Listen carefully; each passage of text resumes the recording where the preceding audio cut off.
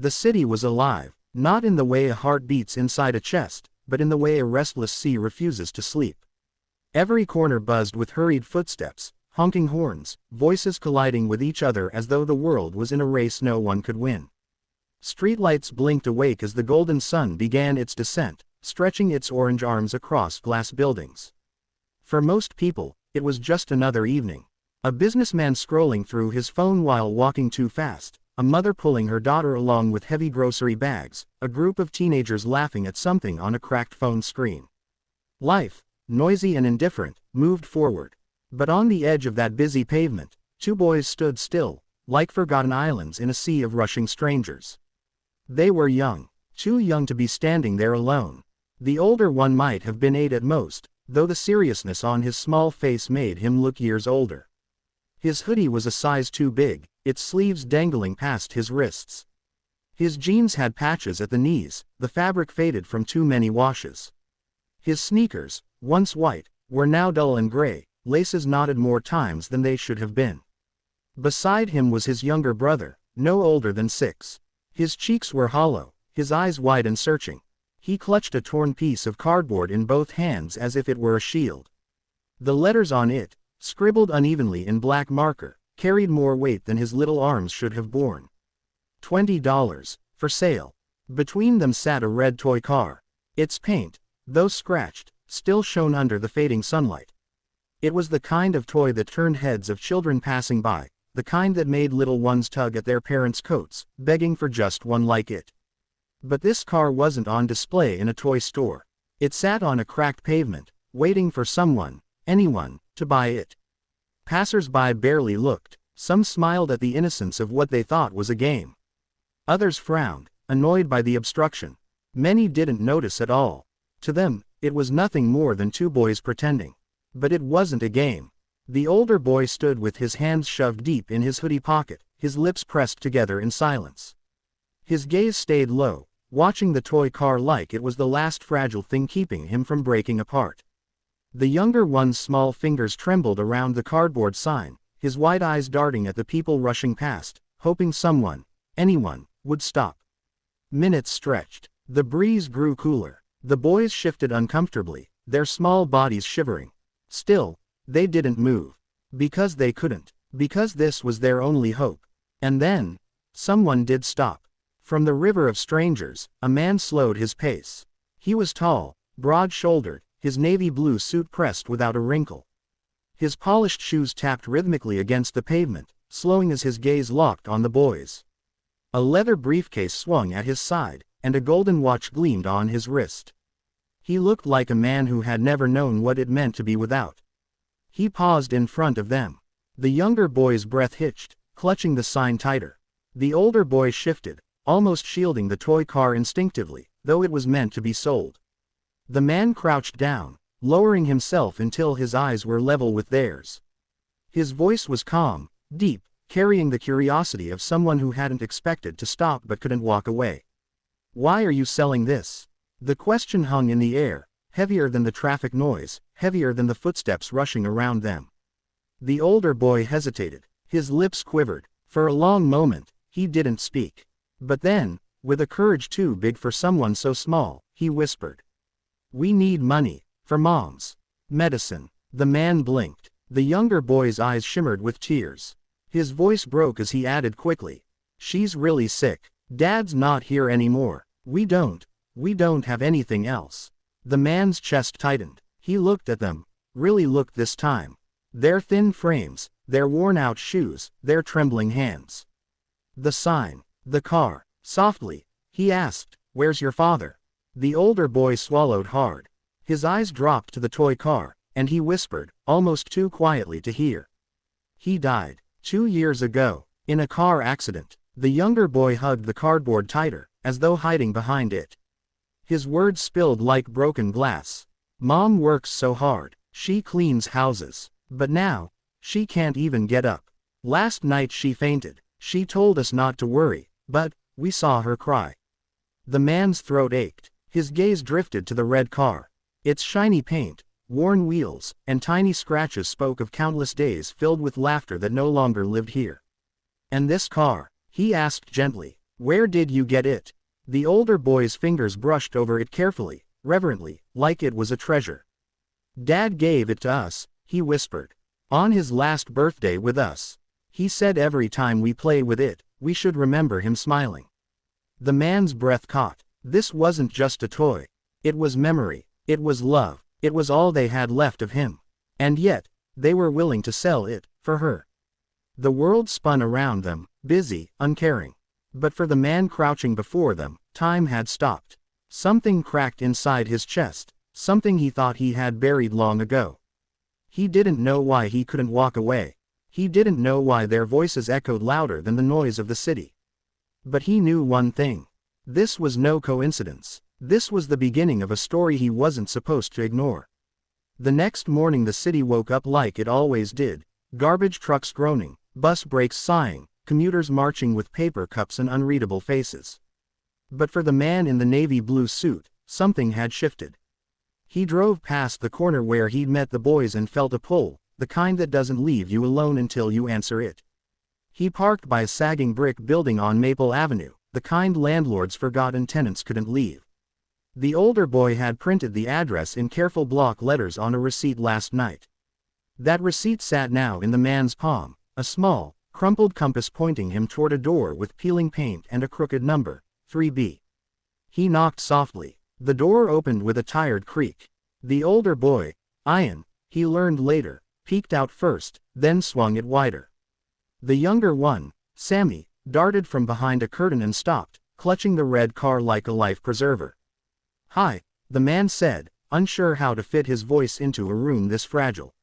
"I brought a few things." He lifted the grocery bag: soup, rice, bread, milk, oranges, and a small paper sack from the pharmacy. Sammy's eyes stuck to the orange peeking over the top. Ian's eyes went to the pharmacy logo and then to the mattress near the window where their mother lay. She was awake, thinner than her children's hope. She tried to sit up. "You didn't have to," she whispered, words soft but stubborn. "We're managing." The man set the bags down and knelt beside the mattress. "I'm Daniel," he said. It felt strange to use his name here. In boardrooms, it entered the room like a card slid across a polished table. In 3B, it had to sit on the floor first, humble and small. "I know you don't want charity. Think of this as neighbors not letting neighbors drown." A flicker crossed her face. Pride wrestling with need, both losing to the look in her boy's eyes. "I'm Farah," she said, catching her breath, "and these are my boys, Ian and Sammy." "Hi," Sammy said to the orange, not to Daniel. "Hi," Ian said to the pharmacy bag, not to Daniel.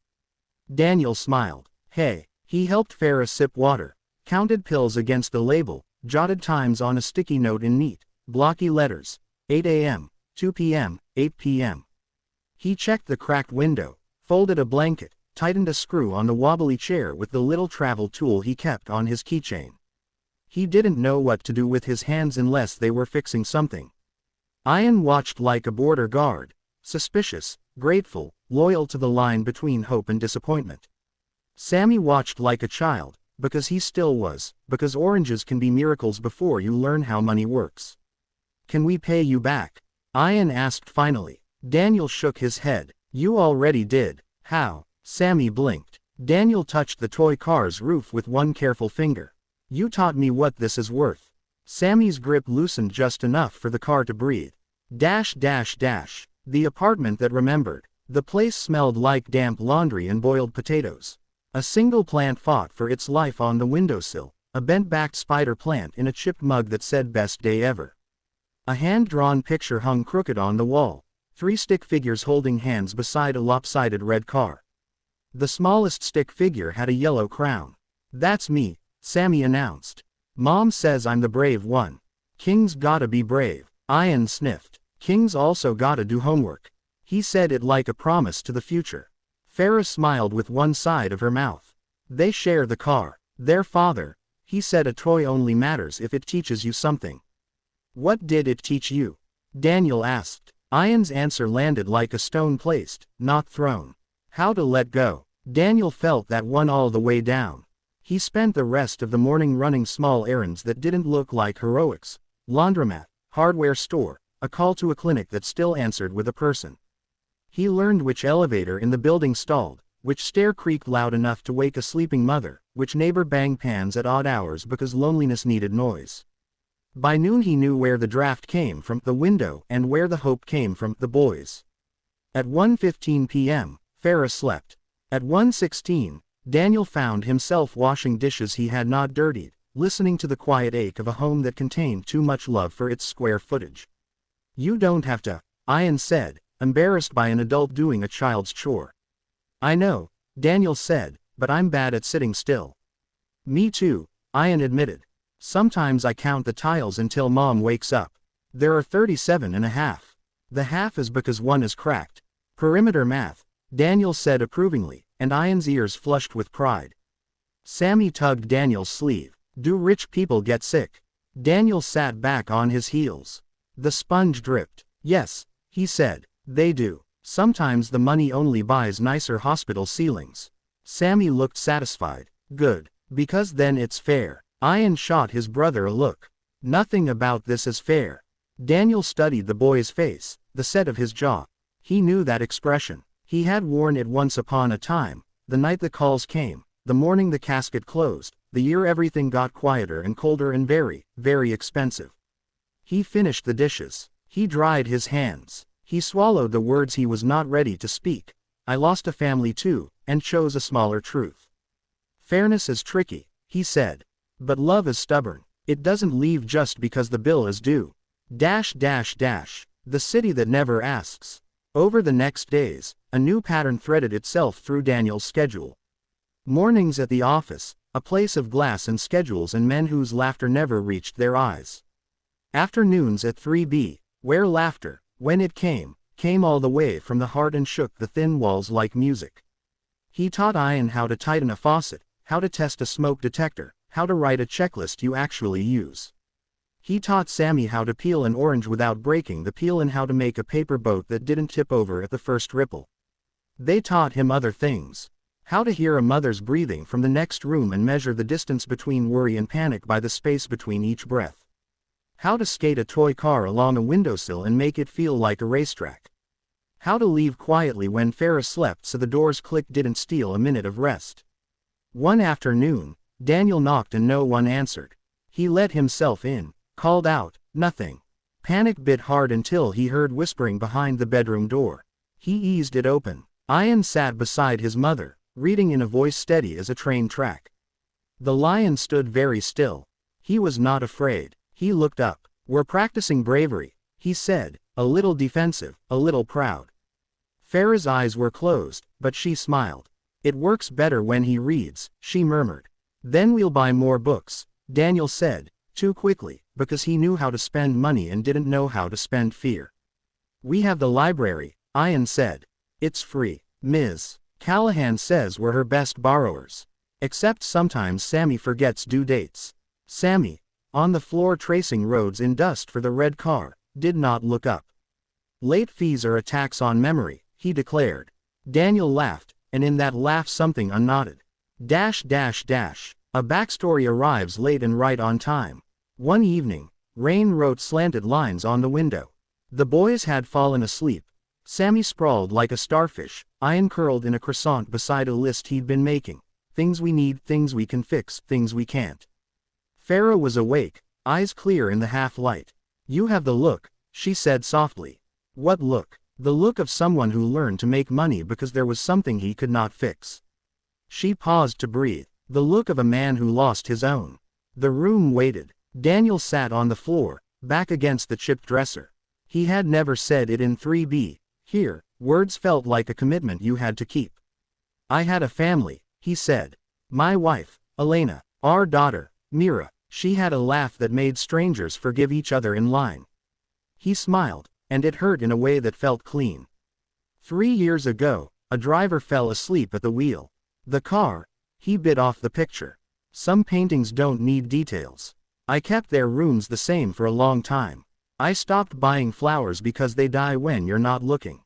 Farah listened the way only the sick and the kind listen, with every cell. "And then you saw my boys with their red car.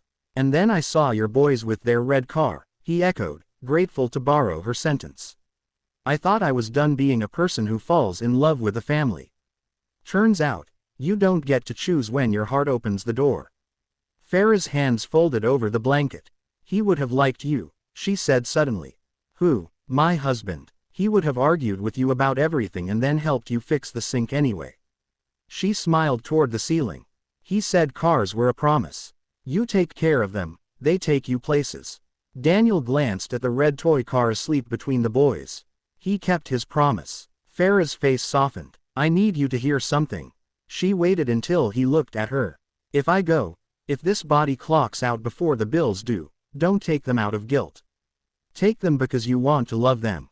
Guilt runs out, love doesn't. Daniel's throat burned. I'm not here to audition for sainthood. I know, she said. You fold towels, like a man who wants order because chaos took too much. That's not sainthood, that's survival. She closed her eyes briefly, then opened them again with effort. Promise me you'll keep their names. Their stories. Their father's bad jokes. The way Sammy calls rain sky juice. Keep the car. Keep everything that matters. I promise, he said, before he realized he had stood to make it, as if vows require height. Good, she whispered. Then I can sleep. The days that stretch and snap. There were good days. Farah sat up longer. Ian's math test came back with a gold star. He taped it to the fridge as if adhesive could anchor a future. Sammy learned to whistle, badly, proudly, and performed for the hallway until the upstairs neighbor banged the broom in applause or surrender. There were hard days. Farah's cough deepened. The clinic's waiting room became a second address. Pill schedules multiplied like worried thoughts. Money Daniel could spend in seconds on a deal burned slowly and angrily when the receipt read copay. He found himself furious at the size of a bottle, at the way a nurse forgot a name, at the quiet gurney in a corridor that said all the words nobody wanted to say. One night the power flickered, then held. Ian calculated the seconds between blinks like a scientist measuring fault lines. If it goes out, we can go to the hallway, he said, calm and ready. It's cooler there. Or you can come to my place, Daniel said, the invitation catching him by surprise and relief. I live close. He realized suddenly what close meant now. Not distance measured by miles, but by how quickly you can arrive when someone calls. Sammy squinted. Is your elevator fancy? It works, Daniel said. That's the fanciest kind. The night the city held its breath. It was a Tuesday when the call came, Ian's voice steady and too old. Mom's breathing is wrong. I'm coming, Daniel said, keys already in hand. He made every light. 3B looked the same and completely different. Sometimes tragedy is just the same room with the volume turned up. Farah lay on the mattress, each breath a hill she had to climb. Sweat stuck wisps of hair to her temples. Her eyes found Daniel and softened. The boys, she said. It wasn't a question. They're right here, Daniel said. Ian on her left, fingers tucked into her sleeve like a bookmark. Sammy on her right, the red car on his lap as if speed could help. Daniel called the nurse who had said, anytime, and meant it. He followed instructions he already knew. Elevate, measure, wait with her like it matters that time has witnesses. Tell me something happy, Farah whispered. Sammy brightened, frantic to qualify. I learned to whistle and Mr. Rodriguez says my paper boat didn't sink at all and I can peel an orange in one piece and Ms. Callahan says Ian reads like a grown-up and. Farah laughed, the smallest sound, the best sound. She touched his cheek. You're the sun, she looked at Ian, and you're the sky, big enough to hold everything. Ian bit his lip, nodded once like a soldier. Her gaze moved to Daniel. He took her hand. It was a shock how light it felt. Keep the promise, she said, voice a thread. I will, he said. I swear. She inhaled. One more hill, one more brave thing, and then the room grew a silence that does not belong to rooms, that belongs to churches and oceans and the seconds right after someone says I love you for the last time. Sammy's whistle died in his throat. Ian's fingers clenched a sleeve that would no longer feel it. Daniel did what people do when the impossible happens in ordinary places. He closed her eyes. He covered her with the blanket she'd folded 100 times. He moved the boys gently to the couch and sat between them so grief wouldn't have a straight shot. The city outside kept being a city. It is not its job to stop. But in 3B, time bowed its head. Ian finally spoke, voice shredded but sure. "We'll take her to the place with the trees." Daniel nodded. "We will." Sammy pressed the red car to his chest until the plastic left an imprint. "We can put it with her so she won't be scared." Ian shook his head, practical even now. "She's not scared anymore." Daniel closed his eyes. In the dark behind them, an image formed. A small grave under a sky that did not apologize, 2 boys in borrowed black, a man in a suit who had finally remembered how to be human, and a bright red car catching sunlight like a promise. He opened his eyes and began to make the calls. Dash dash dash. A promise that learns to stand. In the days that followed, people arrived with casseroles and cliches. Some were useful, most tried. Ms. Callahan came with library books and a hug that cracked Ian's armor long enough for him to cry. Mr. Rodriguez from down the hall fixed the hallway light and left a bag of tortillas at the door. The nurse who had said, "Anytime," came at the worst time and didn't pretend it was otherwise. Paperwork found Daniel like rain finds leaks. He signed where ink could make things gentler. Arrangements, certificates, forms that standardized love into fields and boxes. On the morning of the funeral, the sky wore gray the way decent people do, quietly, on purpose. The boys stood side by side, small and straight. Sammy held the red car, jaw set in a line he had learned from his brother. Ian held the program like a map. When it was time, Sammy stepped forward. He placed the red car on the edge of the earth not yet filled.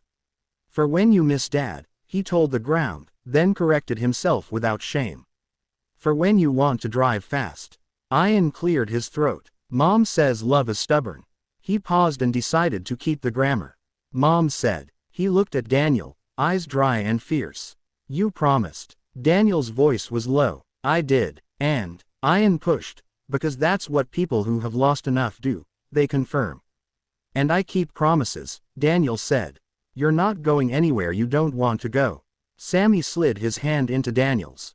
"Your elevator," he said, not as a question but as a step. Daniel squeezed back. "It works." They stood there together. A boy, a man, while the city behind the hedge kept doing city things, and the wind did that soft thing wind does at graves, and the toy car shone like a stubborn heartbeat under a weak sun. When it was over, they did the next right thing. They went home. Home, for now, was 3B. Daniel opened the windows. Ian stacked the programs. Sammy curled on the couch and fell asleep with his hand open where the car had been. Farah was gone. The apartment felt it and didn't. There were still dishes. There were still books. There were still 37.5 tiles. Daniel looked around and understood what Chapter 3 would have to be about if life were a novel. Not just endings, but the long, ordinary work of keeping a promise. Schools, breakfasts, bedtimes, paperwork that changes last names or doesn't, depending on what love decides. A bedroom that would have to hold 2 sets of dreams. A picture on a wall that would not be taken down. He sat at the table and wrote a list in the same block letters he'd used for pill times. Keep them together. Meet with Ms. Callahan. Talk to Mr. Rodriguez about the building. Call lawyer friend guardianship. Plant something in the mug. He added one more line, underlined twice. Drive with the windows down. Let them feel fast. From the couch, Sammy stirred and mumbled without waking, "Sky juice," and the rain started, like a cue, like a blessing.